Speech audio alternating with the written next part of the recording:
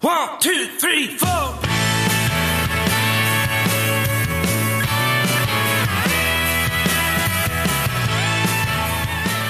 right, welcome back to Country Cold Cans. I'm Logan, sitting here with Trucker Andy, PK Kyle, and Classic Rock Carter. Make sure to go follow us on all these social media channels. At this point, you know what they are: Twitter, Facebook, YouTube, the TikTok, Facebook. I said that, but just follow us there too. Do it twice. Click unlike, then click like again. Give us 5 stars and a great review anywhere where you get your podcasts: Apple Podcasts, Spotify, Podbean, Amazon, Stitcher, what have you. We're available almost everywhere. So give us 5 stars, a great review, and share it with your friends. Check out the website, coldcansnetwork.com. I've been hearing from some of our staff writers that they're going to be having a couple articles coming up in the next couple weeks. I know that Kenjan is putting together some ACC win totals for you. So keep an eye out for that. All right, fellas. The rundown for the day. We've got a 6-pack song roundup. We've got some news out of the sports entertainment world, some big news that Carter, I'm sure, will have a little bit for us on that. And then also we're going to close things out with bringing the segment back, a Classic Rock Carter reads shitty pop country. And it's going to be a Walker Hayes song, Y'all Life. Don't know if y'all have heard of it, but I haven't. You've never heard the song? Perfect. I've never heard this song before, but I've pulled up the lyrics, and literally just reading the first line, I'm already loathing this song. Yeah, I've only heard it all the way through once, and I've heard part of it a second time. I try to, if I come in contact with it, I try to be able to skip it and or leave the location in which it is playing. And immediately find hand sanitizer. Just squirt it in my ears. Just rub yourself down with it, just because you feel dirty. Exactly. Walker Hayes puts out some awful music. Yeah, he does. Yeah. I can't think of a single song of his that isn't bad. There are some that are less bad, but they're almost all bad. Well, he did have the Applebee's song, which was world renowned. I was about to say I don't know what you're helping his case much with that. I'm not helping it, but just world renowned. It's very famous. Honestly, I think that's about all you can really say for him at this point, is that he did the Applebee's song. Good for him. Thank you, Carter. He did some TikTok dances with his daughter. Thank you, Carter, for saving me from hanging myself from a low-hanging fruit. So thank you. Hey, all I can say is good for him for making money off of a shit song. I mean, I'm not above it. I would do it too. Make it when you can. I mean, I ain't going to fault nobody for making money, but this is garbage. Yeah, that's true. Yep. But yeah, I mean, I can't think of much that he's done well. So either way, it's cringe. It's very marketing. Cringe. Marketing. He has done marketing well. No, that's all it is. Like, he makes every song sounds like it is meant to be a dance for a TikTok craze. I don't like TikTok. Okay? Here we go with this again. You and Kyle both say you don't like TikTok. I can't even pronounce it, but you guys watch all of the TikToks when they hit Reels the next day, and you get caught up watching those things. So I don't. It's very common, just like I don't watch Reels. Just like you're never on Instagram, and then every time I'm on there, Andy is active. Well, I use Instagram. I don't use anything but Instagram. I plead the fifth. Kyle knows he watches Reels. He sends me Reels. Yeah, I plead the fifth.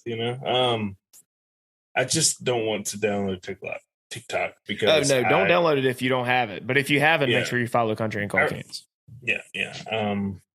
But yeah, as far as the reels go, I'll go down a rabbit hole real fast. And I might be, 2 or 3 days late, but better Mark Zuckerberg than the Chinese government. Yeah. I mean, but there is like a trajectory of where things on social media start. Like, Reddit has all the memes first. I'm not on Reddit, but I have friends who are. Then it hits Twitter next, and that's where I see it. Then eventually it hits Instagram a day or two later. And then about 2 weeks later, our parents and grandparents are sharing it on Facebook and like, have you seen this meme? Have you seen one of the? Have you seen that May?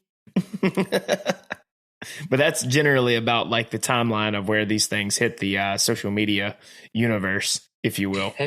Have you seen that thing of Walker Hayes and his daughter doing the dance for Applebee's? I'm sure they've probably made a GIF of him doing that at some point. It's a GIF. It is not It's a GIF. It's It's a fucking peanut butter. No, it's a GIF, Carter. I don't care what the creator called it. Nope, the man that made it called it a GIF, so it is a GIF. The man that made it is gone. I'll call it whatever I want to call it. The man that made it had no grasp of phonetics of the English language. That's irrelevant. What was his name? It's irrelevant. Yeah, you're gonna use him as a reference point, but you don't even know his name. I don't know his name. That's a good one, Andy. His name is Jeff, like Jeffrey, the butler. That starts with a G. His name is Jeff. So what you're saying is essentially if you were some middle-aged explorer and they want to say it's, I don't know. I'm wondering where you're going with this. They wanted to call it Florida. We would call it Florida. No, it's Florida. Oh, I love Florida. I think he has a hit about once every 10 years. So it's Florida. Kyle, you just said though, is saying that if the guy wants to call it some weird name, we're still going to call it Florida. No, saying if the guy wants to call it GIF, we're going to still call it GIF. Kyle stands for chaos, and he doesn't believe in order in society where we have rules about how we pronounce things. He wants it to be unbridled chaos to where we can just pronounce any word haphazardly, willy-nilly, however we want. No, I'm saying if we're going to do... All right, Kieli. No, I'm saying... That's your name now. Chaos starts with a C, not a K. But I'm saying if... Well, you can't tell me how to pronounce words. No. If the guy that listen to Kieli, if he insisted that we name it Florida, being the phonetic word, and then everyone was like no, then I would support your argument. But the phonetics doesn't go with that. He called it Florida. He called it Florida, right. And then we all just Florida. If you say so, Kylie. Yeah. We are just putting emphasis on the E and the N since there are no rules for pronunciation anymore. No, it's GIF, whatever it is. Whatever you just said, GIF. See, Freudian slip. He knows we're right. I've always called it a GIF. Just because you've always done something, don't make it right. Why'd you like peanut butter so much? I don't know about that. Always done sex a certain way, and it's always been right. Oh man! No, I'm just playing. All right, I think I've been doing it wrong. Either way. Speaking of GIFs, the correct way to pronounce it. I've been seeing some hilarious. Can you cite a source? Me. Okay. English Carter, language. English. Carter. My first grade teacher who taught me how letters work. Mrs. Wallet. Phonetics. What about phonetics makes it RG? I'm just curious. Andy said hooked on phonics. What about it makes it a hard G? Because that's the way the G sound makes is G when it's at the beginning of a word. Not true, because Jared. No, not true. It can be a Jared. J. Jared is with a J. No, it can be a number of different. I said at the beginning of a word, a G can make the J sound like tragic if it's in the center of a word or toward but it's a G sound at the beginning. I disagree. It's a GIF. Hey, wait! I bet you this guy is from that somewhere that's not America. That stupid country, England. They spell Jeff funny over there. Yeah, JOEFF. Yep. That's not how they spell it. This is American English. Yeah, this is American. I mean, they didn't invent the language. Then we changed but they it. also we speak American. They also put a U in the word color. So if you want to do that, you need to start writing your words different. Yeah.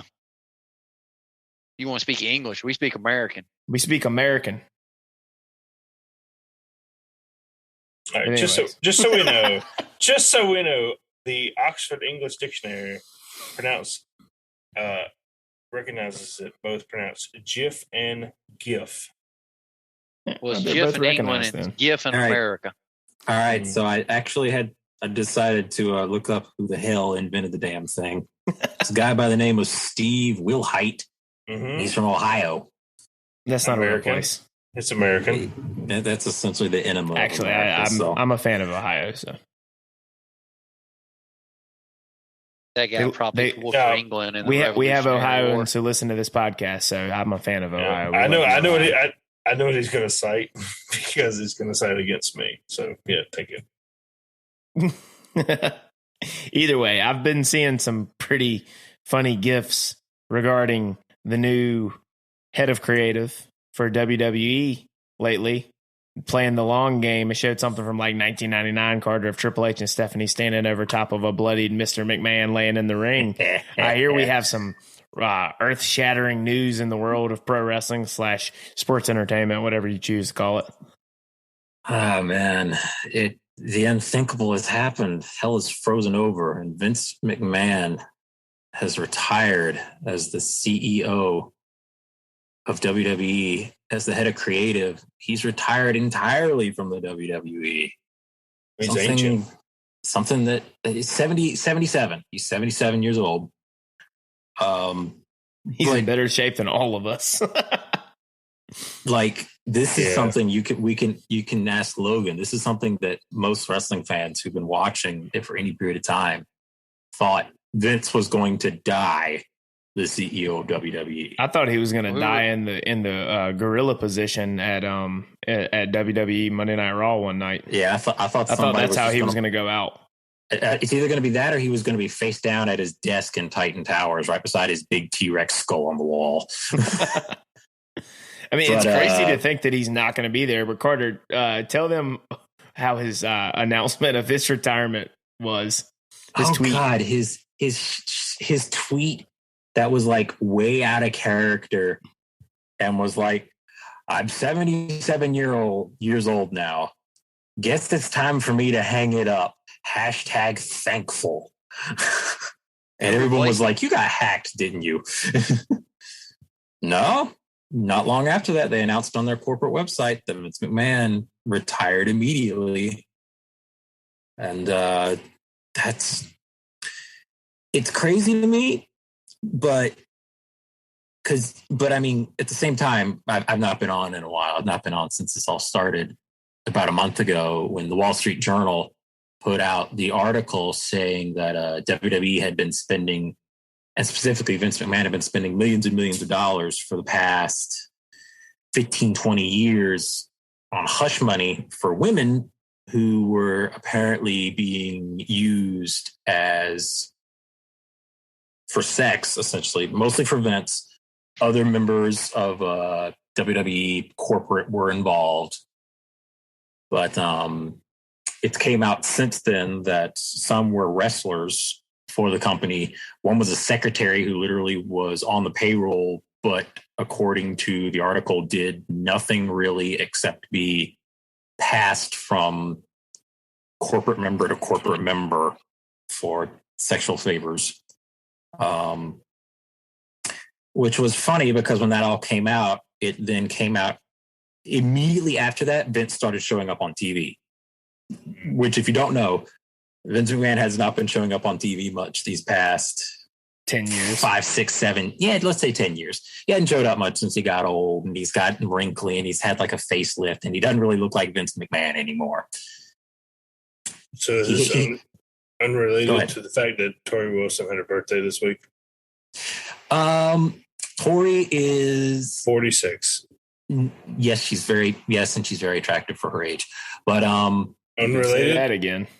Yeah, very unrelated. Yeah, very unrelated. Okay, I would say that's unrelated. Tori Wilson was one of my favorite divas from that ruthless aggression era. Mm-hmm. Her, From Sable, what I Trish, understand, Dawn Marie, Stacy Keibler. Some people have gone back and kind of tried to figure out who the women are. No one's been named yet. Some people have tried to line up the dates. So unrelated. Unrelated. Yes, unrelated. Okay. Sadly.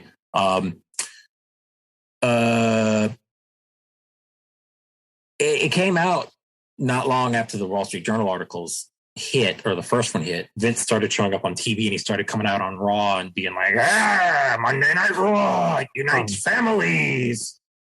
We're here to do entertainment for you, and we have for 50 years. And apparently he came back to the back.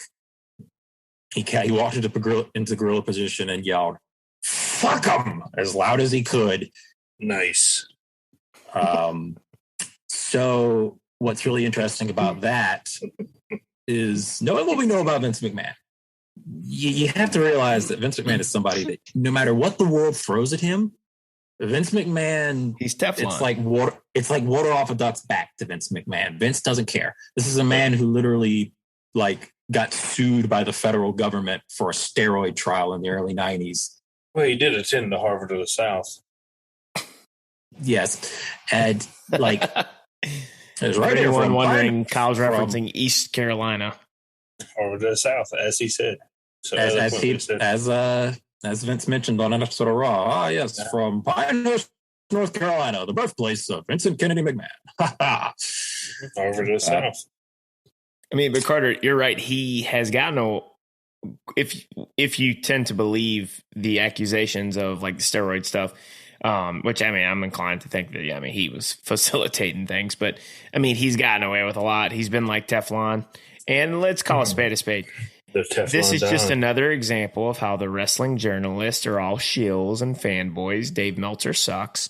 And you know what? They were never really going to go after him hard. But the first time the Wall Street Journal kind of comes after him, he suddenly says, "Hey, I'm 77. It's time for me to get out." Well, that's the interesting thing here to me. The interesting thing here to me is that he had the federal government come after him, and he fought that off, and he's paraded. He has used that as a badge of honor for the past 20 something years. He loves to say, "I took on the federal government and won. I took down Ted Turner." Fact check true. He got past a sex scandal in 2006 where a massage parlor woman came after him and tried to sue him. That's he got sued into the freaking ground by. That's what Bob Kraft did too. And Deshaun Watson.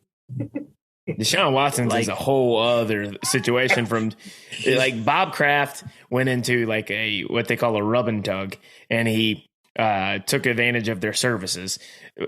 That is illegal and immoral, yes, but what Deshaun Watson's done is a whole different thing. It's way worse. It looks like he's beat it. Yeah, he's going to get, 6 games? It looks like he's beat it. 6 games? Yeah. 6 to 8, maybe. I don't even think 8. They were saying 4 to 6 game suspension. Yeah, he's going to appeal down to 4 to 6. So, yeah. So, I don't know. So, my big thing here, and the point I'm trying to get at, is that Vince has always, no matter what's been thrown at him, Vince has always been like, I'm Vince McMahon, damn it, I can do anything. And he was acting that way to begin with. And now all of a sudden, this last week comes around and he's retiring. Yep. Out of nowhere, effective immediately. It's a joint CEO. Stephanie McMahon and Nick Khan are co-CEOs right now. What about Shane McMahon? Shane is out of the business entirely right now, and they don't expect him to come back. Apparently, word has it that Stephanie and him are not on good terms. Shane was around at the 2022 Royal Rumble earlier this year, and apparently was in charge of booking it, and apparently did such a god-awful job that Vince apparently said, as long as I am running this company, Shane will never have anything to do with it ever again. So can we relate this to the Dan Snyder situation where we just want to put a woman in charge because I got a lot of baggage? No, Stephanie actually is a good choice. Okay. Yes. This isn't a checkbox situation. No, this is not nepotism. This is a woman who maybe started with. Actually, I can't even say she started in nepotism because literally from the time she was a teenager, Vince had her doing odd jobs in WWE. Yeah. She was hauling merchandise around. Stephanie McMahon is very well suited for this role. And then on the flip side, and then we'll kind of wrap it up with this, Carter. I know that you probably think this, and so I want to get your thoughts on this. Now that Stephanie's husband is Triple H has been reinstated back to his previous role, and now he's head of all creative. What is your take on how that's going to affect the product moving forward? I can't tell right now. Like as we're doing this podcast, Raw is happening right now. The first Raw with Triple H as head of creative. I know a lot of people are like, "Oh my God, NXT's coming back," and I'm like, probably not. It's going to take a while before we see like legitimate changes. Because I mean, SummerSlam's this Saturday. Yeah. Everything's already booked for it. It's going to take a while before people really the changes get rolling. Yeah, it's not going to be immediate. Some good changes. It's not going to be immediate. There might be some good changes, but if Logan we Paul go back, be world champion. Logan Paul signed a contract with him. Yeah, Logan Paul. I looked right on Twitter before we started. Apparently, Raw opened with a brawl between Logan Paul and The Miz. So there we go. Hey, whatever. Maybe we might see more of a like back to storylines and some more aggressive wrestling. Maybe more of a Stone Cold coming back. Stone Cold just had his last match. Is not coming back. Damn. Don't care. He's like a 60-something man. Of course you don't. Randy Orton's injured right now. So, but my main thing that I've been contemplating is Vince McMahon has always looked at all this stuff and thought he's invincible. What is coming? It's in his name. What have these Wall Street Journal reporters found that scared Vince McMahon, that scared the WWE into putting him into retirement? I don't think that it's anything that's going to really affect him at all from a legal perspective. He may have to pay some money. I think that's all. Now today they did find. But I think the reason he stepped down is because it's a publicly traded company and they're worried about the bottom line from a fallout because it isn't 1991 with the steroid trial anymore. Yes, exactly. That's what I think it is. I don't think he's going to prison. A lot of people have already said like this is probably going to really badly affect their sponsors. Yeah, that's all. Your Hasbro's, your Snickers, all the companies that throw money at them and want them to be a family-friendly product. You don't really look like a family-friendly product when your CEO is throwing around millions of dollars of hush money for sex. That's not me just saying that I think he's innocent, because I'm not saying that because I honestly don't know anything about it. But I don't think that he's going to go to prison. I just think that this is a business move from the board. He won't go to prison solely because he's a rich old dude. He's got a lot of money. Rich old people. It also depends on. There are a lot of technicalities with these things too, Carter. From what I can gather, this isn't necessarily the same as going to the street corner and giving a prostitute $100. No, it absolutely is. You know what I mean? Like from a moral perspective, yes, it is. But from a legal perspective, there's a reason NDAs are involved, and you'll be surprised how common amongst rich people these things are. And it wouldn't continue without these people being rounded up if there wasn't the path hadn't already been paved for them to act as deviants.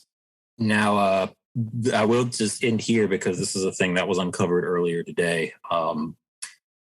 Quoting here from Brandon Thurston on Twitter, who is a sports entertainment journalist. WWE's 8K states the company found $14.6 million in payments by Vince McMahon that should have been recorded as company expenses, and WWE will have to reissue financial statements from 2019, 2020, 2021, and 2022. First quarter of 2022. So that could get into, what is the term there? Is it fraud? I don't know. I'm not a lawyer. Is that fraud? More prevalent in bird law. That would be SEC. 8K is SEC. What was it? I saw somebody call it. I'm terrible at stuff like this. Tax evasion. It's fraud, essentially. It's fraud, and apparently the unrecorded expenses have been all the way back to 2006. So that could possibly face a criminal indictment, but we'll see. I'm not any sort of, Yeah. But if you know anything about big companies like that, there's going to be a fall guy. Oh, absolutely. I mean, John Laurinaitis has already been fired, so he barely played a role. We'll keep a watch out on what's happening. Yeah, you follow me on Triple C Wrestling on Twitter. I retweet all the stuff I see about it, and I give my opinion on all the stuff about it. So, yep. If you're into that stuff, Wrestling follow me at CCC Wrestling, you'll get Classic Rock Carter's wrestling takes. All right, is it over now? It's over. You can I'm going to extend it for another hour just because of that comment. Yeah, let's talk about WrestleMania. Okay, no, we're gonna get into the Great American Bash 2000. Oh dear God in heaven! No, so time for the 6-pack song roundup. All right, so the first song we got this week, fellas, as you guys all know, we pick out some songs that are recently released. We take a listen. Most of the time, people listen before 15 minutes before the show starts, but not everyone. And hey, I had a busy day today. So did I. But anyways, the first one we have is from one of the bright spots in mainstream country, generally speaking, and that is a Jon Pardi song. He's got a new album coming out, and the name of the song is Mr. Saturday Night. That's why they call me Mr. Saturday Night. Mr. Always in, Mr. Never missed a good time. I hear them say I'm jealous of that guy, but they've only seen me in a neon light. Yeah, I smoke and drink, smile and wink, and make them think I'm fine. They don't know how much I missed her Saturday night. All right, so Kyle, Mr. Saturday Night, Jon Pardi. Look, if country music radio sounded more like Jon Pardi and or another artist on this list that you sent us, we'd be in a lot better spot. I like this song a lot. I like that it's kind of I'm trying to remember the exact phrase Andy uses, the little turn of phrase where it kind of takes the premise of the song and flips it, where A word thing him to do. yeah, yep. Where, it starts as, he's the party animal, but it turns into where he is the woman that he lost is the reason for his reputation. So it kind of turns into a fun party song and then turns into kind of a more sad, regretful song. So it takes a little bit of takes a little deeper tone, which I like a lot. I don't know if it's not that deep of a song, but it's better than your average your radio song, if that makes sense. Yeah, I agree with you. Oh, go ahead. No, that's pretty much all I have to say. I mean, it's just I agree with you. I actually think it's a very, very well written song. I think it sounds fantastic. Because to your point, if this is what country radio sounds like in 2022, I consider that a win. We need more of this on the radio. I love to, again, kind of piggybacking off what you said. I love the premise of the song. Hiding a heartbreak in the neon light, trying to wearing the mask as being the life of the party. No pun intended. But. Like I see what you did there. Yeah. In there, he's like, that's why they call me Mr. Saturday Night, Mr. Always in, Mr. Never missed a good time. I hear them say I'm jealous of that guy, but they've only seen me in the neon light. I mean, I love that part of the chorus right there because, like you said, it's a mask. He's out there partying, he's ripping shots, he's high-fiving the bros, probably playing a little cornhole out back. But in reality, he's only doing that as a distraction because he's torn up inside. So I dig this one. Andy, What about you? Well, I like the play on words, like the Mr. Saturday Night, missed her Saturday night type deal. I like that. I don't know if that would be a whatever you would call one of those word thingy do's with it because it's not. But it sounds so similar. Like I said about the sound of it and the opening of this, like at the beginning, I don't know if this first song I noticed it with, he sounds a lot like Wade Bowen. You talking about at the beginning of the song? Yeah, like the first verse. I was Interesting. like, I don't remember. I don't know. To me, I almost thought it was Wade Bowen. I was like, was Wade Bowen on this song? Well, a little bit, yeah. I think John Pardi is one of those people that might slowly be coming into the people that what they almost were, because California Sunshine was such a damn good album, and unless he drops another one real soon, that's just real fire. What are you doing? Hey man, hey, What? Yeah. what are you doing? I mean, every artist is like that though. They have their peak albums, and then they can still put out good music, but they're not necessarily going to reach that. Yeah. He could be level again. You know, I mean, Kyle says a lot is that you come out the gate a little too hot. I mean, yeah. Well, I'm not going to put that. We've had this discussion before until I see the next album. But yeah, I think Logan, you were alluding to. I think the best verse in the album is actually after the second chorus, where he's like, "They think I'm the life of this whole bar, but if she walked in, my whole act would fall apart. So I buy around, shut it down, and never leave alone. But when Sunday comes, they get up and go." To me, that's the best part of the whole song, because that's when the song completely flips on a 180. Yeah, it goes from being just a party kind of song to being like he's like it's like I'm hurting. Yep, yeah, and I love songs that just completely do a 180. And it's got layers, bro. It's an onion. It's got layers. It's like a Zach Bryan light, if you will. Yeah, okay. No, not really. But I say so. No, not really. But it's a very, very light beer. It's almost like a Bush NA. All right, Carter. It's a Bush NA, yeah. As the guy who, of course, has only listened to all 6 of these songs, like 20, 25 minutes before we even got on the air here, I'm going to give this song my usual criticism of, oh boy, it's another I'm drinking because my girl left me song. Great. I haven't heard a million of these before. I at least appreciate the concept of that he's going out and hiding his pain, even though he's hurting on the inside. That's the uniqueness of it, though. Well, it's not really unique when there's literally another song that we're about to review that does the same exact thing. No, I'm saying the I get what you're saying, but what I'm saying is this was always my criticism of people when they criticize country, not criticizing you, Carter, because I had this discussion at work today. Everyone wants to talk about country songs. It always sings about this, that, and the other. It's all the same. And then they play me their rap songs. And their rap songs are the exact same over and over again. My dick's so big, yo, I'm gonna slap this hoe, yo. Like things like that. And it's the same, like Ric Flair drip go woo on a bitch. Like it's literally the same stuff over and over the same way. So, I mean, it's like, I get your criticism because I do agree with that aspect that you're saying, but I just think that all music is that way. Mm-hmm. I would agree with that. Yeah, I thought it was thinking with my dick. Big man.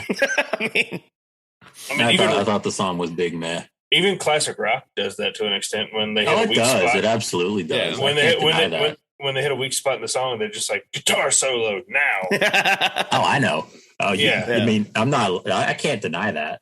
Yeah. It's just I don't know why, but with country it just hits me like really hard. Yeah. When they're all just like, I'm back in the bar because my girl done dumped me.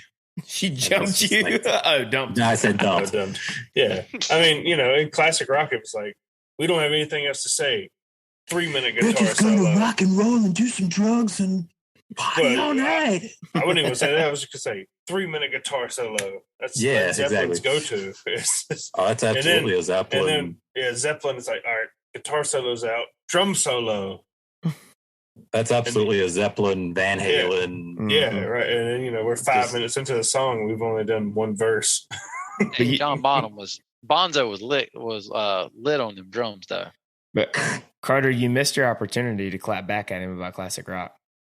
Classic rock is in the past. he's not wrong. Nobody's continuously doing it like they are in every other genre. I can't. I would disagree with that because that. there's certain bands that still do it. But yeah, I thought this was meh. All right. Okay. Not a thumbs down, like a thumbs in the middle. All right. So thumbs in the middle, Andy. The guy who Thumbs refuses to give a grade. Thumbs up, Kyle. Yeah, I'm a thumbs up. Yeah, same here. All right, so that's John Pardi, Mr. Saturday Night. As Carter would say, another song about drinking because my baby dumped me. All right, moving into a guy named J.R. Carroll, who I have been a fan of for a little while. J.R. Carroll is the touring keyboardist and a very good friend of Zach Bryan. He is also an artist in his own right and a fantastic songwriter. He released a new song called Other Than That. Me, I'm doing fine, I swear. I don't think of you at all. It's coming to an end, I fear. 'Cause pride, it goes before a fall. I'm wasting every breath I get on songs that just won't change your mind. Other than that, I'm doing fine.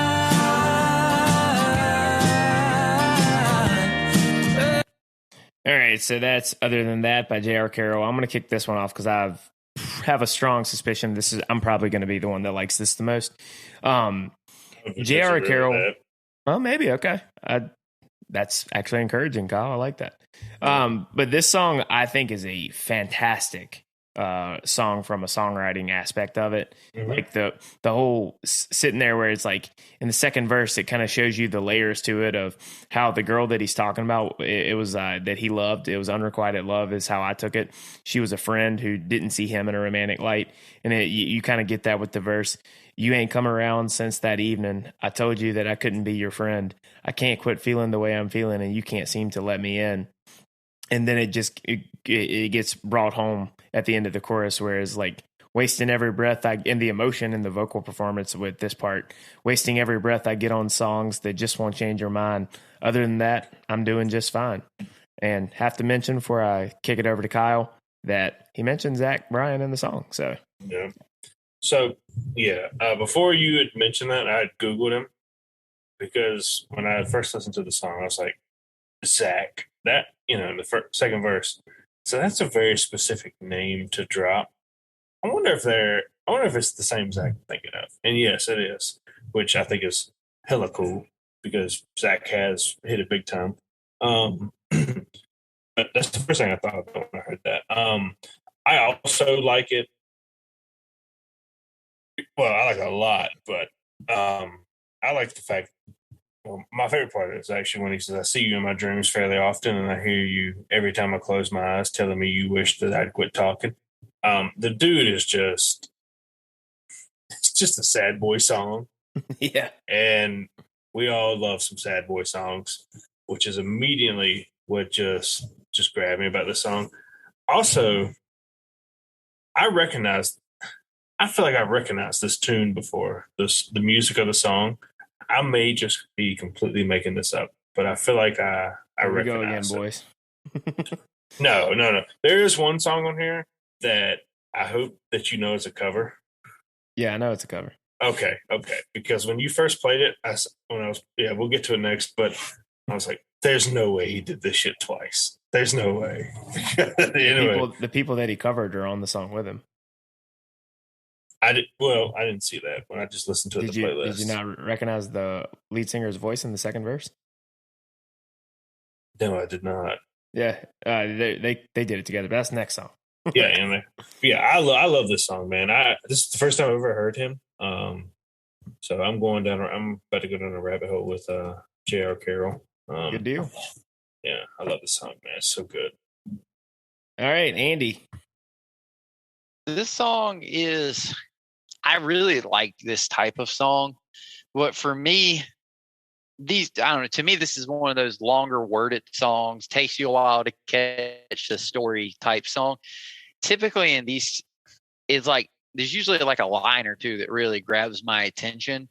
And this song really never had that line that makes me like grab my attention, and I sit here and think, what's the song about? And I just get lost in it on that. I don't know. I dig the vibe of the sound of the song. It's a wordy song. I actually am not huge on because it's just missing that line that grabs my attention from the first listen. Like the first two listens, I heard this song when it first came out, and I just didn't know what the song was about. And there was nothing exactly grabbing my attention that keep me there long enough to figure out what the song is about. Yeah, I think that you're listening for a Zach Bryan type. He has a knack for writing great hooks. And I think that's kind of and I think this is a similar criticism you've had all these years of Jason Isbell's music. Yeah. But like for a song that comes to mind, it's "Circle in My Hand" by the Lost Immigrants.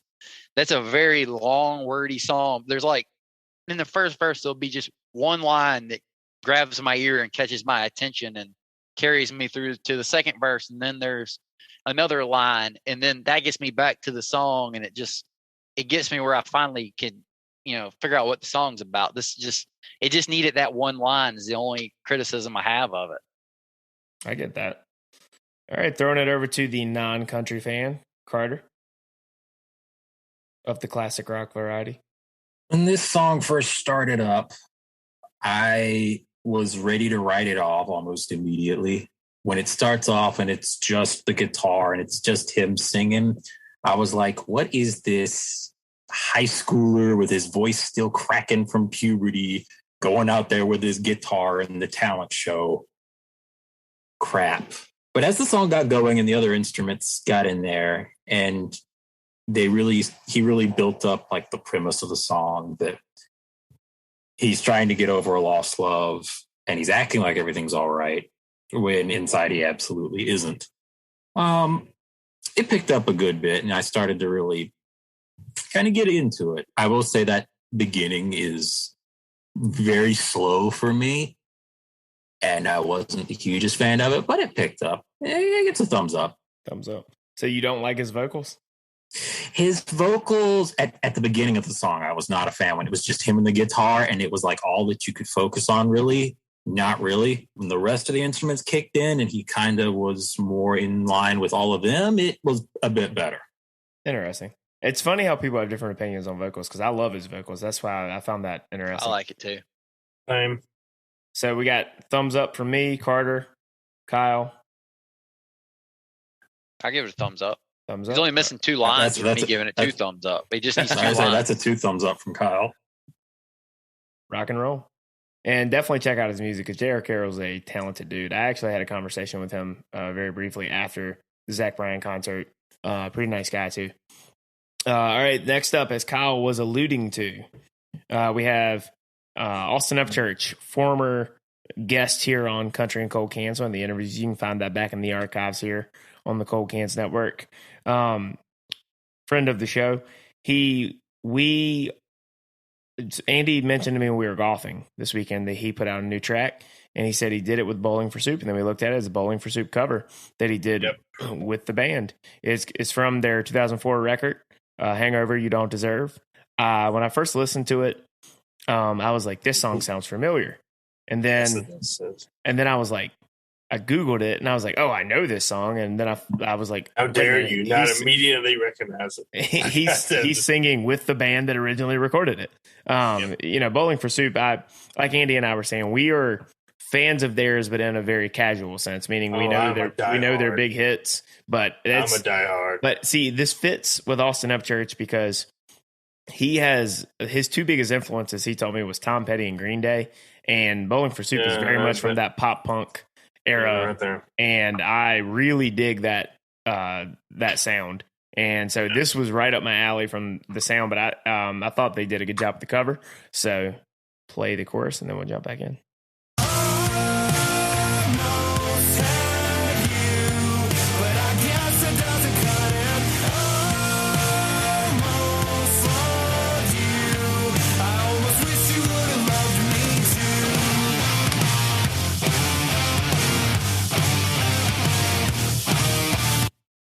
All right, so that is the Austin Upchurch along with Bowling for Soup cover of Almost by Bowling for Soup. Carter, reverse order here. I like this a lot. I'm a big fan of like 90s pop punk kind of sound. Which is funny because I'm essentially becoming a fan of it as it is becoming classic rock. So Classic. Carter never likes anything when it's first out.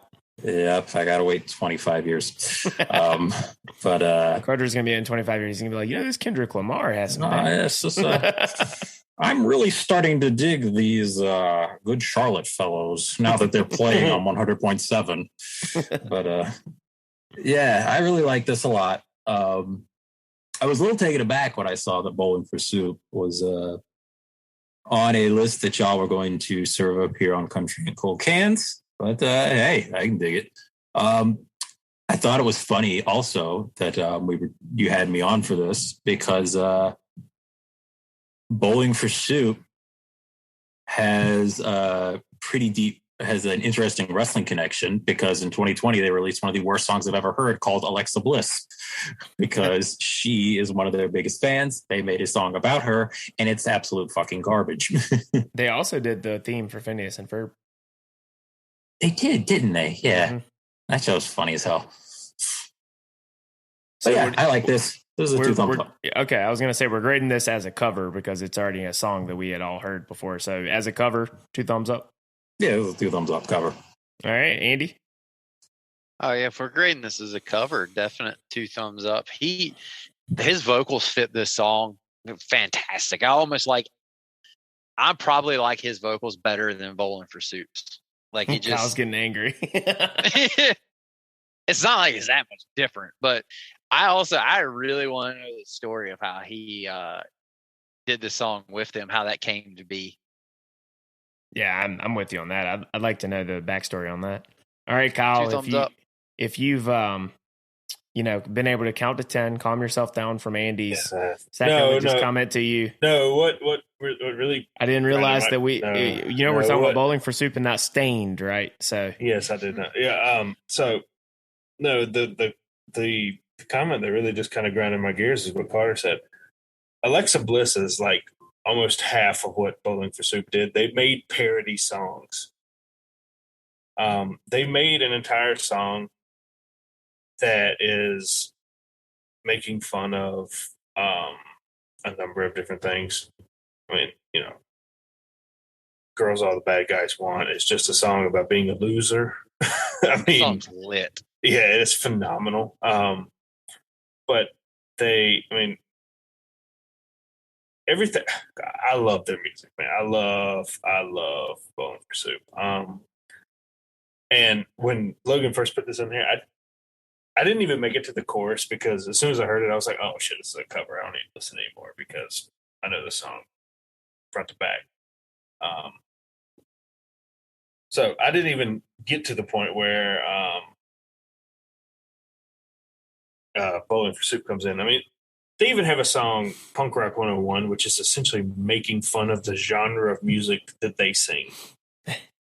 And I encourage all of you to listen to it. It's just making fun of their whole fan base. I mean, the people that love their music, it's just making fun of it. So, Alexa Bliss, it's not a terrible song. It's actually a great song because if you understand Bowling for Soup, they're just extremely self-deprecating. They make fun of you're dying laughing. They make fun of. It's not bad because I don't get it.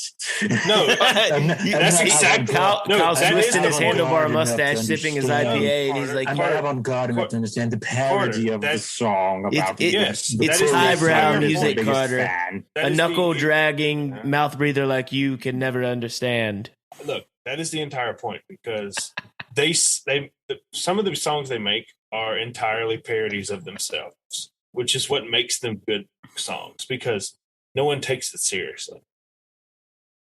All right, I'll just go back to banging sticks together in my cave and going unga bunga. Hey, Carter, can you name me 3 Pearl Jam songs?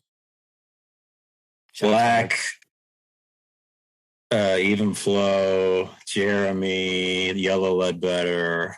Okay, you made name 3. Okay, all right. I made it 4. All right, like I All I said, can say. a lot of don't. I think Kyle might be cheating on Stained. No, the music of the late 90s, early 2000s is the shit that I was a huge fan of, and I am very defensive of it. I like some of that era's music, like the pop punk stuff. I'm really into the butt rock stuff. You like? I'm not. I take exception to the term butt rock. It's new metal / grunge. If that's what you want to tell yourself, that's fine. New metal. If it ain't we all like a Nickelback, little I bit ain't of Limp listening. Bizkit here and there. Okay. Hey, Nickelback had some great songs. Nickelback, dude, it slams. I'm telling you, people like They had some great songs. But if you went to a Nickelback concert, you want to talk. People want to talk shit about them. You go to a Nickelback concert, you're gonna have fun. Hell yeah! I feel like you're gonna have fun at most any concert. I couldn't. No, I wouldn't have a lot of fun at a bunch of songs, a bunch of concerts. If I had to go to an EDM festival, I'd be miserable. Whenever I think of EDM, I think of New Girl, where they were like, Schmidt, if we can make a beat and you don't recognize it, you lose the bet. And they just took clips of them talking and was like, there we go. We just put the bass drop in there somewhere. And he fell for it. So. Because EDM concerts, it's just they go up there, they press play, and then they take drugs and dance around. I think that's the point. You got to participate to enjoy those. It's all about the participation. Well, I'm good. I don't have a hankering to take pills and listen to things that if you weren't fucked up, you wouldn't like. Yeah, but I will let your Bowling for Soup slander slide this one time. I say, as a cover, how do you grade it? Or at least the first half, considering that you didn't listen to it all. 7. I give him a 6.5. Okay, is that? I'm very 1.5 thumbs up, I guess. Yeah, I'm very, very. Like an Orange Cassidy thumbs up. I'm very stingy on covers. Yeah.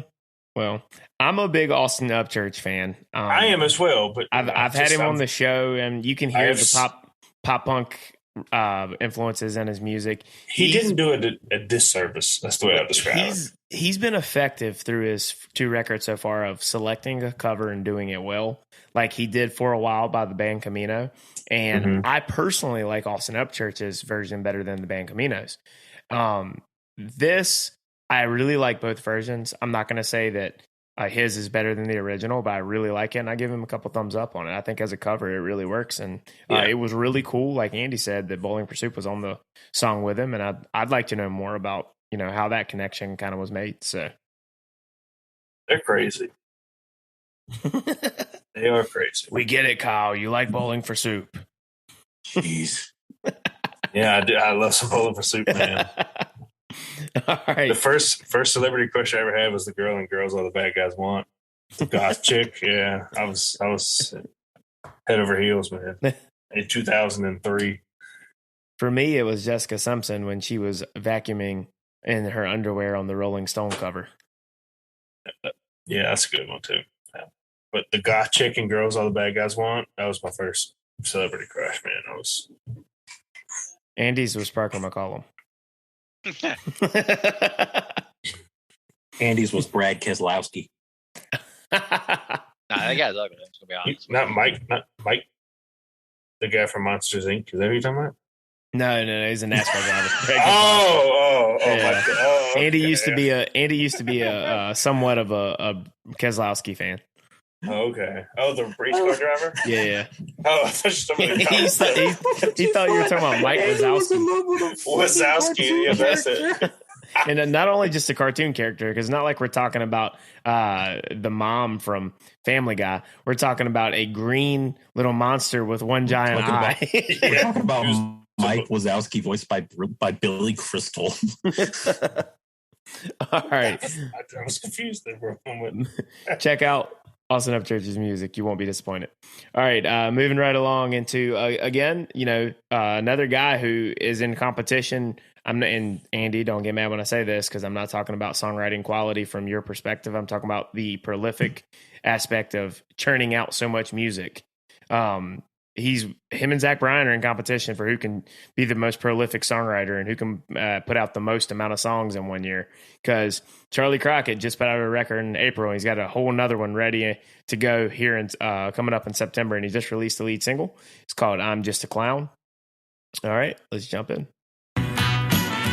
I'm just a clown, and on my face I wear a frown. I paid the cost to hang around, so take a look at me, I'm just a clown. All right, so Carter, I want to know your thoughts on Charley Crockett. So I heard y'all talking about this when I entered the call earlier. So this may be a bit of a shock here. I think this is the best song out of the 6. I figured I enjoyed this. I enjoyed this a lot. I dig the hell out of this. It's very jazzy sounding. And it's got I can't, it's tickling a part of my brain that's like, you've heard things like this before, but I can't put my finger on like. You want to know what artist. I said it was? What? This, because I'm with you. I really, really like this song. Sometimes Charley Crockett can be hit or miss for me. Let me put that out there. I do like his music, but sometimes it can be hit or miss. But this song is a funky tune that would fit right in as a part of a soundtrack of a 1970s movie. Yes. Yes, it's very much got that like 70s kind of vibe to it, but I'm failing to put like an artist's name to it as to what it sounds like. I've probably heard many songs that sound like this and I enjoy them, but I can't put a name to it. But I love this. I thought this was great. This probably is going to get added to the like song list on my Spotify. This is going to be another Highway Kind by Josh Abbott Band. That lost episode. But yeah, this is a big 2 thumbs up from me. If you like this, you should check out some of his other music, especially when he has a new record coming out, because he kind of has this kind of funky kind of sound. He makes use of like, you know, the brass. I figured this would be kind of up your alley. I like this one in particular. I think this song works, and it works with the, like you were saying, kind of like that 70s vibe. It's pretty funky. He has his patented laid back delivery, but it's a story about being down and out. And then I love in the chorus when he's like, take a look at me. I'm just a clown. On my face, I wear a frown. But it's like so laid back in his delivery. I was vibing with this. So I'm with you. Thumbs up from me. We've got the positivity side out of it. Andy? I've listened to Charley Crockett many times before. I've seen him open. I don't know how many times I've seen him live. I know I've seen him open for Turnpike because everybody's over, you know, all excited about him because he's opening for Turnpike. They're almost as excited for him as they are for Turnpike. And he's up there playing, and I remember just standing there thinking, you know, I just don't like this. I just don't like Charley Crockett. I've tried. Just don't like him. Okay, what about this song? Let's not talk about the artist and talk about the song. If Charley Crockett's playing it, I don't like it. He's not done a song I do like. I just don't like him. I don't like his voice. All right, fair enough. Thumbs down from Andy. Kyle, what about you? If I had to take a guess ahead of time, Kyle, I don't think this is up your alley. Carter, what do you think? I think he liked it, but I don't think he loved it. Andy? I don't think he liked it. I think so. My opinion of the song is I was about a good fat blunt from enjoying it. I was not high enough to enjoy this. That's my honest assessment of this. I think the 70s is one of the worst eras of music. Yeah. Oh, Jesus. Yeah, it was. We're going to start calling you Bad Take Kyle. No. ETK.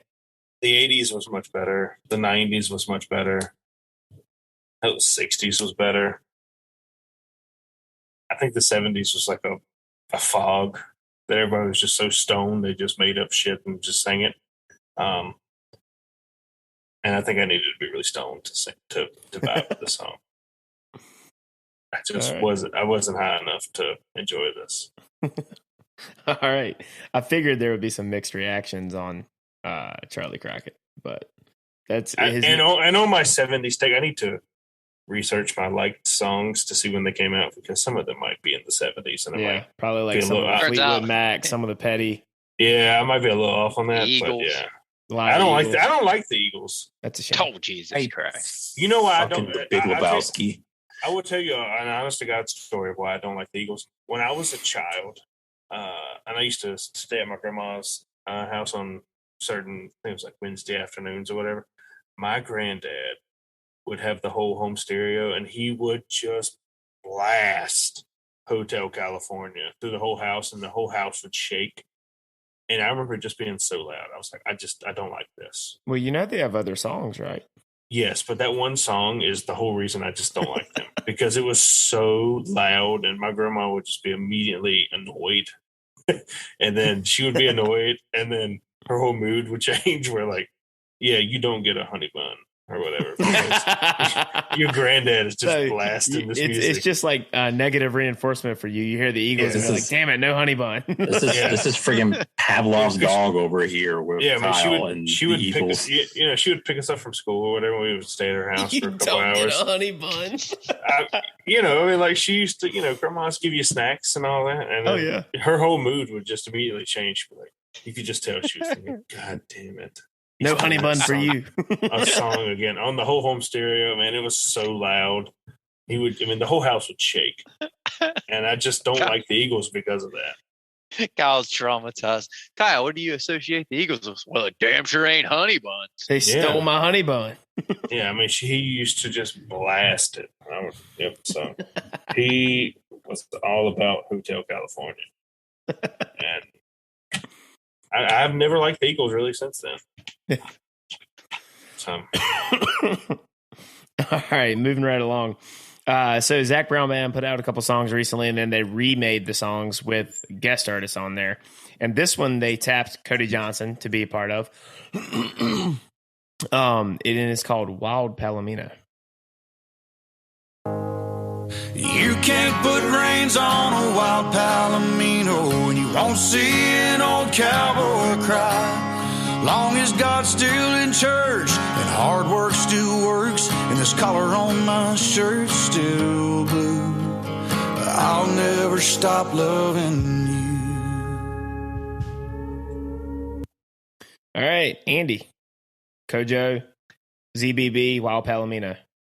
So this is where you mean they redone? I ain't kept up with Zach Brown Band since they did this song with Chris Cornell and then went to electronic dance music. I've been out since then. It's nice to hear them back in what they do best, and that's this type of music. But so they put out this song as just Zach Brown on vocals, and then they did another version with Cody Johnson as a duet.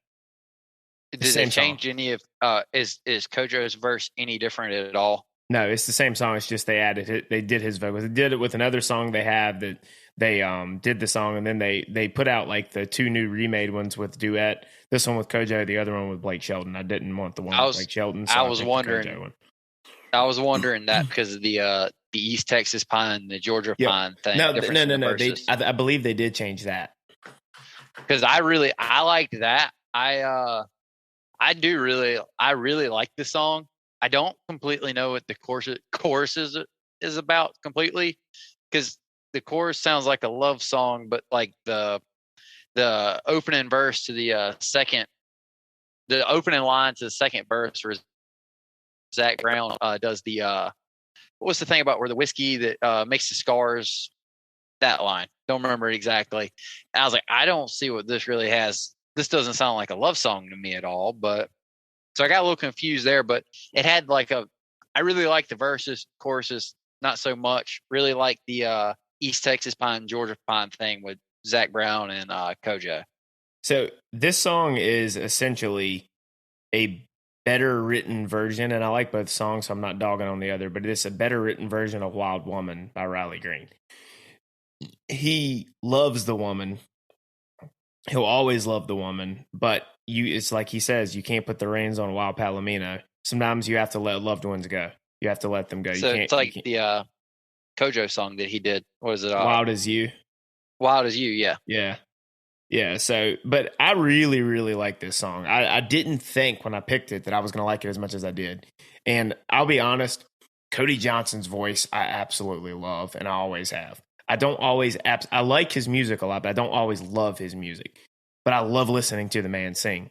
He's got a very unique voice. He emotes very, very well. And I think that adding him to this added some emotional depth to the delivery of the song. Like when the song goes out and the way he kind of has his vocal run at the end of I'll Never Stop Loving You adds a different level of emotional depth than it would be if Zach Brown himself just sang that. Now, I do like... I really like the line, I can't change your mind, in the bridge, can't change your mind, can't change the weather. And if you need some time to run free, I made you a promise for worse or for better, even though missing you's killing me. I mean, this is a song about you're in love with somebody, but you got to let them go. It kind of has the both aspects of it's not a bad breakup. This isn't, as Carter was saying, drinking at a bar because my baby dumped me. It's like, you love this person, but if you really loved them, you got to let them go because you can't hold them back because, you can't put reins on a wild palomino. So 2 thumbs up for me. I really love the added Kojo to this. Kyle? This song will get 2 thumbs up for me if it was only Cody Johnson. I can see that. Zach Bryan hasn't. Zach Brown. Zach Brown, yeah. Yeah. Don't besmirch Zach Bryan's name. Yeah, sorry. I have just not been a fan of them in probably 5 to 6 years. When they went EDM thing. Yep. Yeah, if this was just a Cody Johnson song, I would love it. He is the best part of the song. Yep. And when Zach Bryan starts singing, I'm just like, Zach Brown. I keep saying it. Yeah, I'm sorry. Zach Brown. I just get kind of annoyed, and I'm just like, I've lost interest. I just don't care anymore. If he had never made that switch, I've always wondered this because I feel the same way that you do about that, Kyle, to an extent. If he had never tried to go out and do different stuff, like he didn't need to. When he experimented with the Grohl sessions and Dave Grohl played on their stuff and produced that EP for them, it was fantastic. That was the sweet spot if he wanted to flex his rock muscles a little bit. But then he did that song with Chris Cornell too. Yeah, and that was I love that. That song. was a good one. Heavy as the Head. That was a good one. It went number 1 on rock radio, I believe. But when he started trying to do his side projects called Sir Roosevelt, and then he started incorporating EDM dance elements into Zach Brown band songs. I almost did it just then, Kyle. It soured it for me because I remember being in middle school and high school and listening to the guy that was singing Colder Weather and the guy that sang Highway 20 Ride. Lit. And those were lit, bro. Like they were awesome. Like fantastic songs. And then he goes off and does this shit where he has a song called, I think it was called Swayze. And he's talking about dancing like Swayze. I'm like, dude, you're an overweight middle-aged man. Why are you talking about dancing like Patrick Swayze? Like he went away from the recipe of where they're good at. And it's unfortunate. He forgot. Yeah, I agree. He forgot.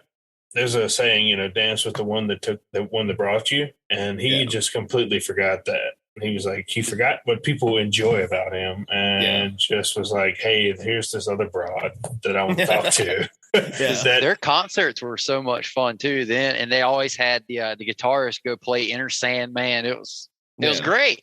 Oh yeah. Cause we saw him in concert once or twice, Andy, and it was lit. It's great. I don't know if I've forgiven him for it. I'm so out of the loop. I'd just forgotten half the shit that their band had done. That I'm just like, okay, if Cody Johnson was just by himself and it was co-wrote by Zach Brown band, I would have been like, okay, this is cool. Because this sounds like a Cody Johnson song. Yes, and Cody Johnson's phenomenal. Cody Johnson's phenomenal. I agree. I don't always love every song he puts out, but I love his voice. Cody Johnson is who I want to be a big star in mainstream. Yes. His concerts are fun. Yeah. I love him, man. He's so good. He's so good, man. He's so good. You remember that concert, Andy? Not really. That's all I know. It's a good time. Yeah, so that's my opinion of it. Zach Brown is the weakest part of the song. I get your point. I agree with your sentiments towards Zach Brown. I honestly thought before I even listened to this, I thought this was going to be an EDM song. And I was like, why on God's green earth is Cody Johnson on this before I even listened to it? I like Zach Brown's verse the best. Like, I don't know. I still remember how, like, I've seen some videos of their older songs and they were so good. They were phenomenal. Back to that time. His verse just brought me back to that time. I got out on the EDM thing pretty early, so I never built up a huge resentment. Was it like I just wrote them off, never listened again. Yeah, I don't think 2012 ZBB was phenomenal. Yeah, I think the last major song I listened to was the Highway 20 Ride song. Oh gosh, that's like the first or second record. Yeah, I don't think I kind of checked out after that. Yeah. And I might have checked out too early, but now the only reason I even clicked play on this song was because I saw featuring Cody Johnson. I've been so gun shy about Zach Brown. Golly, Day, you got me doing it now. Zach it's Brown so band, easy to do it. Make fun of me, yeah. Of Zach Brown band, that it's just like it. I saw Cody Johnson and I was like, I trust Cody Johnson. Kojo ain't gonna lead me down a dark path of EDM and dance music. So he's so good, man. He is, man. Like he had a huge hit this year with "Till You Can't," one of the biggest songs in the country. Now, can I say this about Cody Johnson? Cody Johnson is what Luke Bryant goes to bed and dreams that he was, because Cody Johnson sleeping on his bed full of money. Yeah, well, because Cody Johnson. I think Luke Bryant goes to bed thinking, "God, I'm rich." Yeah, he's like, "My wife's hot. I'm rich. I'm going out on the boat tomorrow." Luke Bryant wants to be. He wants to appeal to college age to young adult women. And he's like 45. Yeah, but he also wants to make country music. So yeah, the women that like Luke Bryan, the men don't like Luke Bryan. Right. Cody Johnson is right in the middle of that. He bridges the divide. Yeah, which is what I think Luke Bryan dreams that he could be. Luke Bryan, I defend some early Luke Bryan songs because they were good. Rain is a phenomenal song. And then you talking about Rain is a good thing? Rain is a good thing, yeah. But his lead single he had, All My Friends Say, came on at Whiskey Rose a while back. It's a new country bar in Raleigh. That is such a banger, and I haven't heard it since like 2006. Such a banger. And I'm just like, what happened, man? It's unfortunate. But, all right, Carter, if I was a betting man, my bet would be that you do not like this song at all. I'll second the bet. Didn't like, just apathetic toward, really. I have mainly two big observations about this song. Number one, that chorus, as soon as it hit, the first thing that came to my head was "Where Were You When the World Stopped Turning" by Alan Jackson. Okay. It has that same sort of tune to it. The do do do do do do do do do do. Did you stand up and cry when the towers started falling? And the chorus has that same progression to it as a lot of the chorus of that song does, in my mind. I don't know. And then the second thought, which probably is completely wrong, I don't know why, but immediately as it got like to the end of it, my head just went, this was on Yellowstone, wasn't it? It sounds like a song that'd be on Yellowstone. Yeah, I'll give you that. I could see that one. Like it. Yeah, I could see it being on the new season. Yeah, but yeah, big meh, thumb in the middle. It wasn't thrilled. Didn't hate it. Yeah, I mean this isn't something that I don't think that you would like. All right, so that's Kojo and ZBB, Wild Palomino.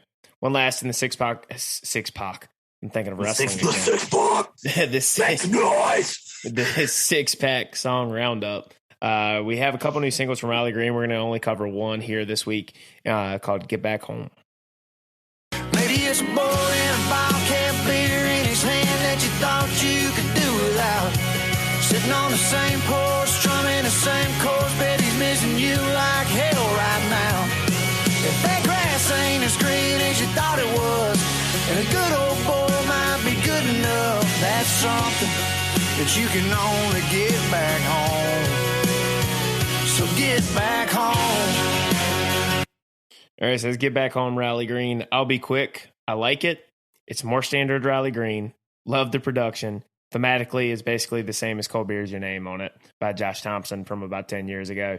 Not reinventing the wheel, but I dig it. I mean, it's just a standard down the middle country song. Andy, what do you think? Alan jacked, son. That was Andy's the talking Luke about Combs Riley comment. Green's. Yeah. So for context, Riley Green had a photo on Instagram. Riley Green is shredded these days, and Luke Combs commented on there. He's Alan jacked, son. And Andy just found it. The funniest thing was laughing on hole number 11 yesterday at the golf course. I do. I think this is a little bit better. Not if we're not going to go way back Riley Green, but over the last year and a half, 2 years maybe, I think this is a little bit better lyrically than what he's been putting out.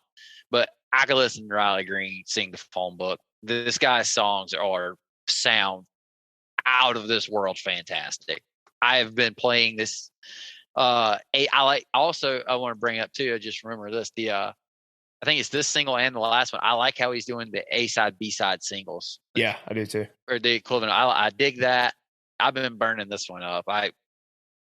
He just sounds great. Like always, it's Riley Green. Sounds great. Yeah, he's not going to be songwriter of the year, but he makes enjoyable music that I like to listen to while riding down the road in the summer. Kyle, what do you think? Yeah, I'm about the same as you and Andy.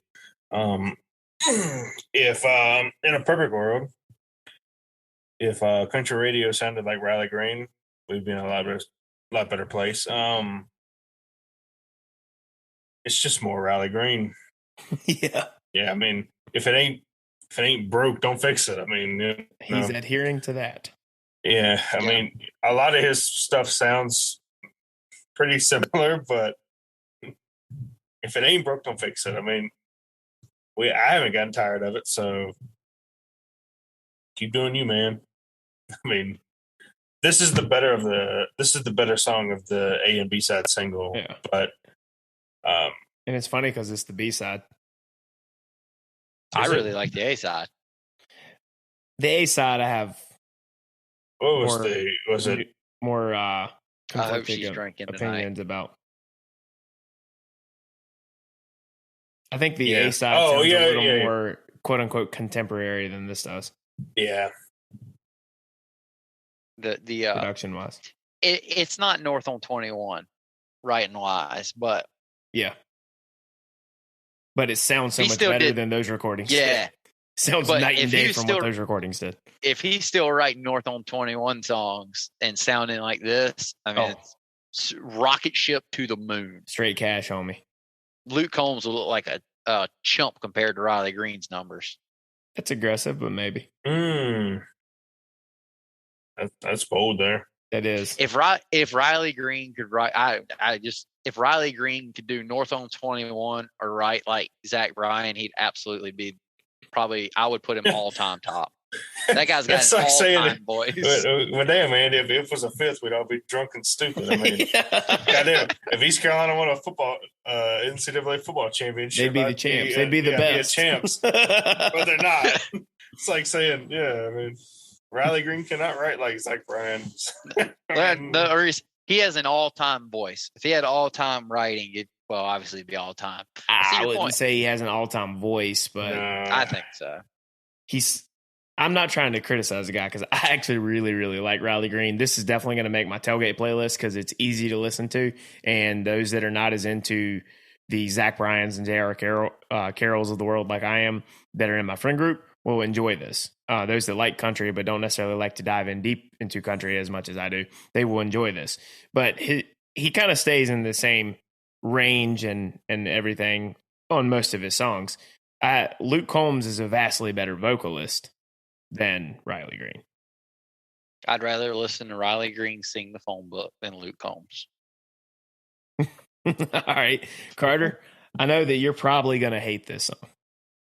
For all the reasons that we like it, or it's going to be the reasons that you don't like it? Right you are, Tim. The first thing I noticed about this song is I'm going back to this. It's another trope of a genre. This is a country list song. This is we got this and we got that. We got dirt roads and we got honeysuckle and we like laying in the back of our pickup trucks. And you better like that girl. You thought you were too uppity for this shit. You don't sound like Riley Green, Carter. I really don't. I'm darn it. I thought I could be a Riley Green cover band, Andy. Hey, that was our plan. Carter was going to name this band North on 21. Man, this is boring.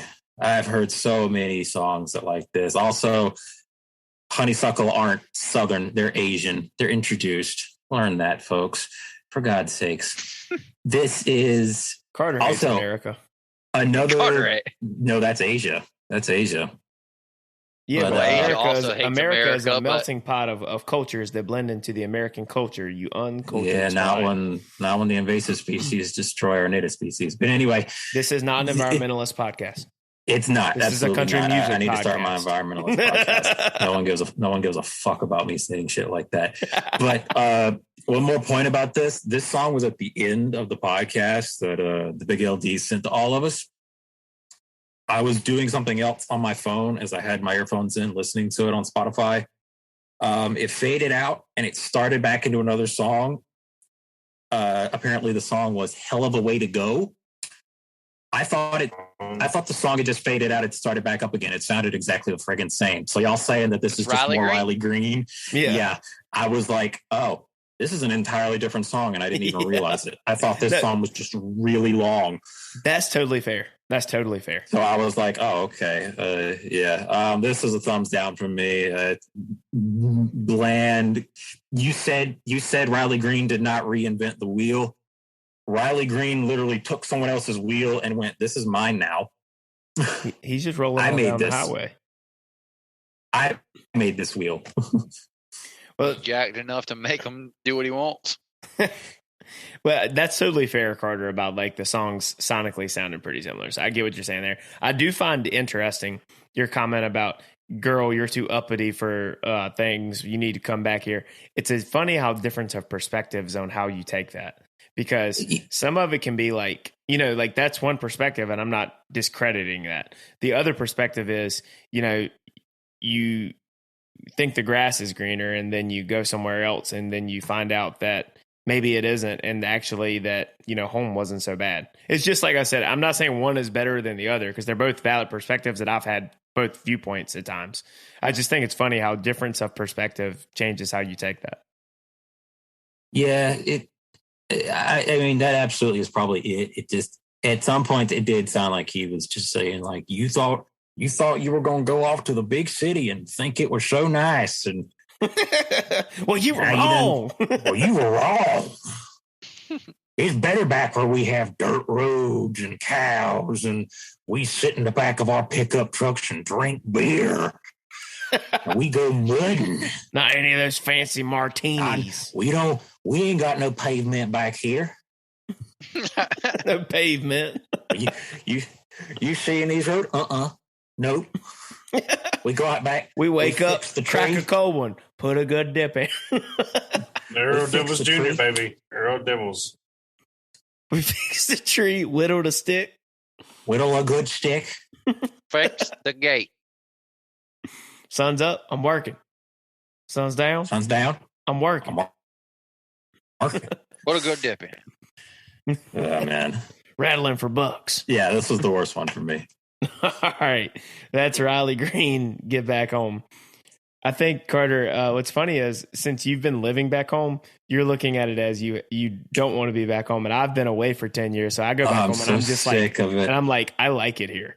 I don't necessarily say I want to live there right now, Sick of it. but I'm just saying, like, having been away for a decade, I go back home and I'm like, this is kind of nice. Mm-hmm. It is kind of nice. It's just, like I said, differing perspectives. You know what I mean? But all right, I guess. next. Carter's wrong. That's the usual way it goes. That's why Carter always likes it when our buddy Drew is around, because then it becomes Drew is wrong. Yeah, that's right. then I'm one rung above the bottom of the totem pole. All right, so moving into the final segment today, that was just the six-pack song roundup for this week. We are bringing it back, folks. Carter has never heard this song by what is probably soon to be his favorite artist. It's definitely going to be added to his liked songs on playlist, but it's a Walker Hayes song called Y'all Life, and we are bringing it back. It is classic rock Carter reads Shitty Pop Country. Alrighty here, let's see. This is Y'all Life by Walker Hayes. Small town, Y'all town, double dutch in the park. Ice cream truck failing that emissions test hard.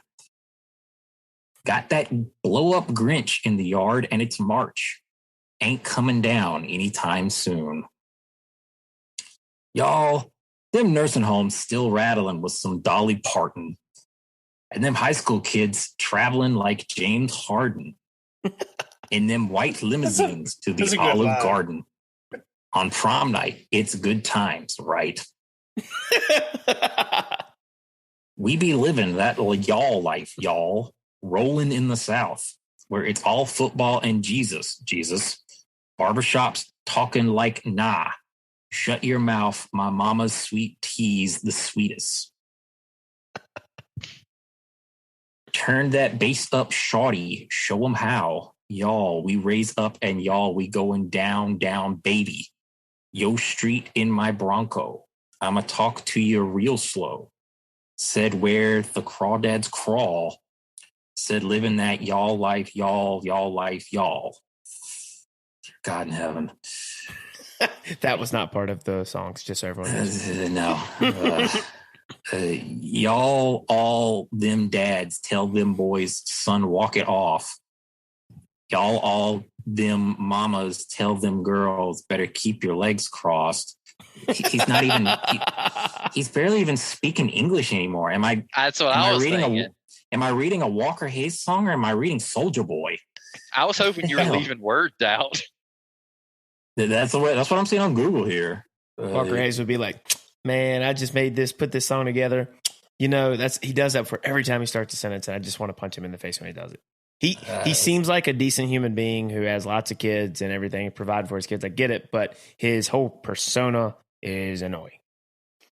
Let's see here. All them hands in the stands praying for the coin toss. Lord, please, we want the ball at the half. Say y'all, it's all about a dub and a dirt road. And amen in a church on the third row.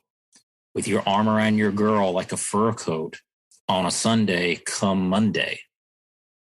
Then I guess it's a repeat of the chorus. It turned the bass up. Shawty, yeah, we did that already. Cody already turned the bass up. Said y'all, I got that wiffle ball. Bat flip swag in my walk. Down in Bama, where they grandma got some country in it, y'all. Nana pudding, prayer chains, tailgates in them jeans ain't no thing, but a chicken wing, nah. Ain't no thing but a chicken wing. And then it goes back to the chorus again. This is fucking terrible. Holy crap. You could just start ad-libbing and no one would know the difference. I literally have never heard this song a day in my life. I'm just looking at these lyrics. I think that's how he writes the songs. He just takes general country stereotypical tropes, and he's like, let's just make a Mad Lib. Oh, this is absolutely another, like I just said about Riley Green. This is a country list song. No, Riley Green and him don't belong in the same sentence. It's a country list song. It's not even remotely. I'll play this for you after the show and let you tell me if you think it's the same, because we can't play this song because we're not really offering any constructive criticism of it. We're just making fun of it. So I have constructive criticism for it. Stop. Next time he writes one song, make sure he writes two and then throw them both in the trash. Yeah. Next time you think about putting out another song, just stop and think to yourself. Don't. I've already committed enough human rights atrocities with my last album. God, he really has. I'm flabbergasted at the I'll be honest. ridiculousness. if this was like an Army's battle song, they may be charged with war crimes. There is supposed to be something against cruel and unusual punishment. Yeah, this is crimes against humanity. This song goes against the Geneva Convention. I'll say it right now. You thought Agent Orange was bad. Is English just got a second language? That's something in the orange, Agent Orange. Back to Zach Bryan. Back to Zach. Yeah, before we go, I would like to shout out this playlist that I found. It's called Y'Alternative. Oh yeah. God, it's so good. It's got a little bit of everything. It's got Zach Bryan, Tyler Childers, Turnpike, Tannersary. It's got a little bit of everything. Even some Culture Wall in there. I want to give a shout out to that playlist. Y'all should add it to your playlist. It's on Spotify. Y'Alternative, which is a great name. Mm-hmm. Mm-hmm. So while you're at it, add Sad Boy Summer by the Cold Cans Network. Retweet, yeah. Are you done with your Mad Lib? Y'all alive. Yeah, that was it. Oh, okay, good. I never that was the did, entire song. There was, you could tell that I couldn't tell because even with that Chase Rice song that you did a couple years ago, at least there was some semblance of a narrative to it. To like, we knew when the song was about to end. This one was just like they put a bunch of country words on a board and threw darts at it. Let's rhyme this with this. Sort of. There was about 4 rap songs in there. Yeah. The point of the song is literally the same thing as the Applebee's song. And the point of the song is I'm going to make fun of how trashy, stereotypical Southern folks are. I don't think he's making fun of it, though. I think he's trying to make money off it. Yes, but he's making money off of it by like highlighting how trashy and low class a lot of this sounds. And I think he thinks it's a good thing. Oh, he absolutely. Well, he thinks it's a good thing because it's padding his wallet and because people are like, oh, ha, ha. Yes, I too went to Olive Garden for my prom night dinner or whatever. When I was a peasant. When I was a child. This is the guy who was fancy like Applebee's on a date night. Yeah, exactly. Yeah. One of the funniest things I've ever seen was, not to get too deep in the weeds on politics, but when the Russia-Ukraine thing started, there was a GIF of the CNN. Is it GIF? There's a GIF of the CNN segment where they're like, air raid sirens ring out in Ukraine, and then they like go back, they kind of like step back, go to commercial break. It's just like the Walker Hayes song is like, Applebee's on a date night. And it's this really serious Chiron at the bottom. And they're just playing this Walker Hayes song where everybody's dancing in front of Applebee's. And I'm just like, yep, that's America. Yeah, this is humanity in 2021, I guess. Yeah, I was like, what a terrible thing. We make fun of Walker Hayes, but I'm sure he goes to bed at night thinking, God, I'm rich. Yeah, we go to bed at night thinking, I'm not rich. He's gonna hear this podcast and cry himself to sleep by dabbing his eyes with his $100 bills. Yeah, look at these peasants. Yeah, and because we are peasants, just for that, you should go to coldcansnetwork.com, click on the shop tab, and buy some merchandise. We've got Richardson 112, Richardson 113, trucker hats and rope hats, both available in black, royal blue, and navy blue with the Cold Cans logo and a very nice stitched patch hat right there. And then while you're at it, pick up the koozie. It's $5. Who doesn't like a nice neoprene koozie that doesn't stretch like the shitty ones whenever you put a bottle in it? This one is built to last, folks, and you can find that on coldcansnetwork.com under the shop tab. Be sure to check that stuff out. All right. Make sure you give us 5 stars. Great review. Appreciate it, guys. This is Country Cold Cans. I'm Logan, sitting here with Bad Take Kyle, Classic Rock Carter, and Trucker Andy. We'll see you next time. Later.